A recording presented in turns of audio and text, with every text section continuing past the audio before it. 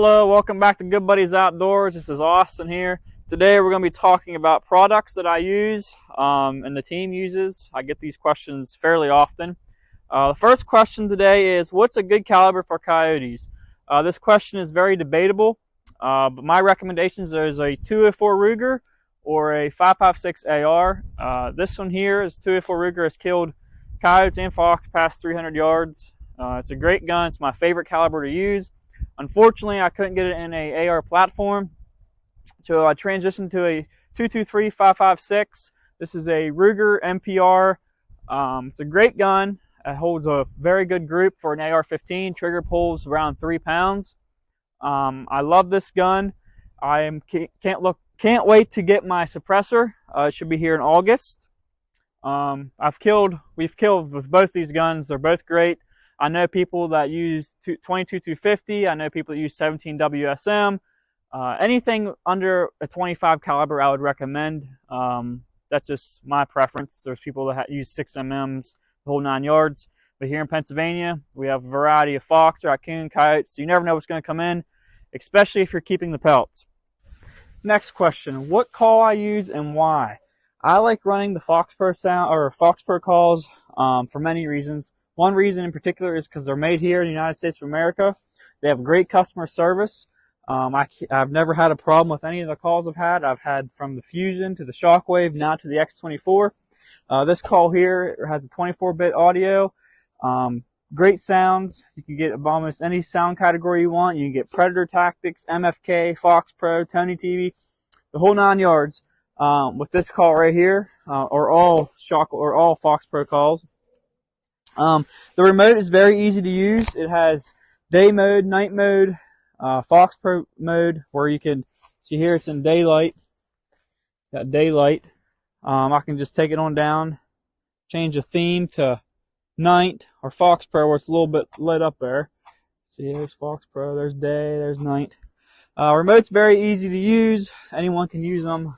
But I love these calls. They're great customer service. Has a stain with the X24. They are coming out with a new series, I think in June, where they'll be much bigger. I'm sure they're more in price. You can get this call here. I got the MFK edition, but you can get it off the Fox Pro edition or the MFK website for around $600-700 bucks. Great call. If you want to get something cheaper, Fox Pro has that option. Unlike Lucky Duck, where they don't have that cheaper option that's still beneficial, Fox Pro has the Patriot. Still great call. Smaller, easy to carry. So is this. I mean, this is nothing. Very easy. But yeah, that's the call I use, is Fox Pro X24. Thank you. Next question is, what light are you running? That's a very obvious question. I run Sniper Hog lights, best in the market. I have the privilege of being pro staff for them. I run a 66 LRX with a 850 turbo IR. That's with my night vision.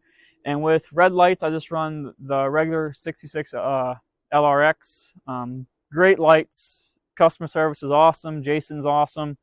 I wouldn't put these lights behind anyone else. These are the greatest products there is. I absolutely love them. What tripod do you use? So unfortunately, I forgot the name of this one, but I will drop the link below on all these products. This here's my favorite tripod. It's less than 5 pounds. Has a attach rate on it. You just attach it to an arc plate. It's great, light, and very stable. For my 204, I don't have an arc plate for it, so I run just a regular bog pod. They came out with a new mount. I'll drop his link below. I think it's James Broker, where you can actually add an arc plate to it. Takes 3 pounds off. It's very heavy, I think. Not as stable as that. Price difference is $150 to $500. So a big difference. But they're both very stable as far as if you want to shoot anywhere up to 200 yards. But I feel much more comfortable shooting that past 300. It's very stable. Next question is, do you sit or do you stand? I stand, especially because with our fields and terrain here, it's up and low. You never know if they're going to come behind you, the side of you, and it's a lot easier to move faster. Now, if I'm running a day stand, I will obviously sit. I'll try to get some cover, some shade, but mostly I stand. I don't usually run. I usually don't sit. What kind of property do you look for when asking permission? My main thing is you gotta be in the area of where these predators are. You can't expect to just go sit in the field that's wide open, all terrain, and expect the coyote or fox to be there. For fox, I preferably look for fence rows, brush piles, patches of woods. Cow pastures are a great thing.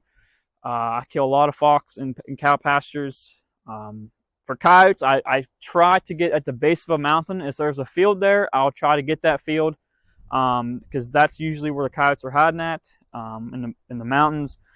So I try to get to the base of the fields, or the base of the mountain, I mean. If that answers that question.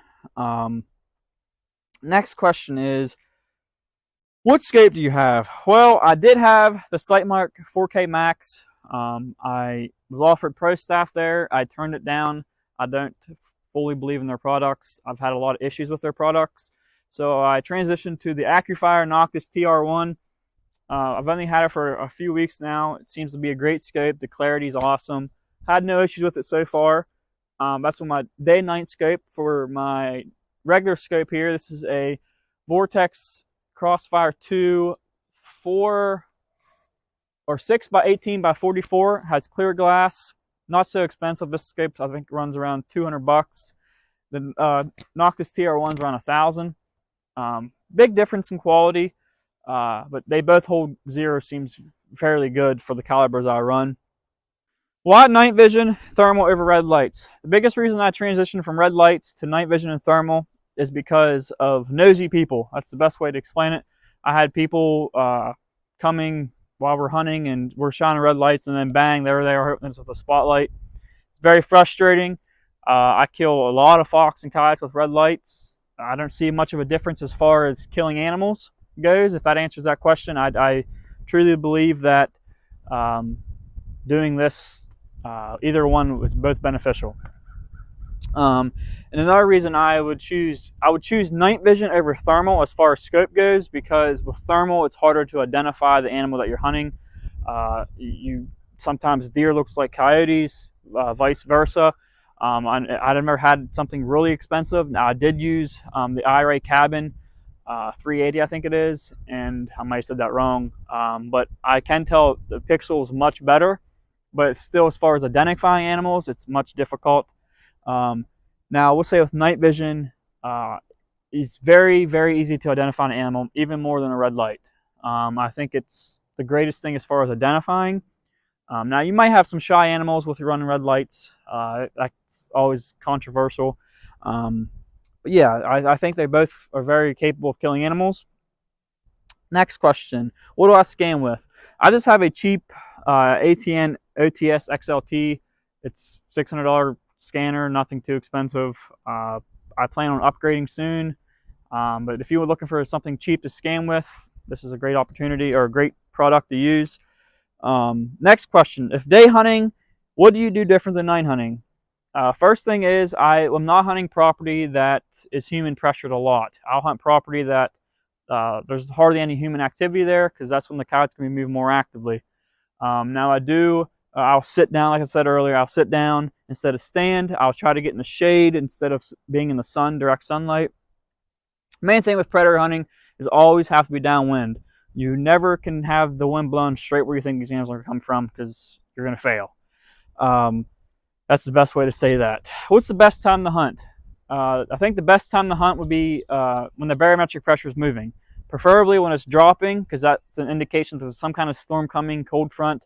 When it's rising, it means it's going back to normal temperatures, normal pressure, stuff like that. I do like hunting when there's not a moon, just because it's easy for the animals to see us.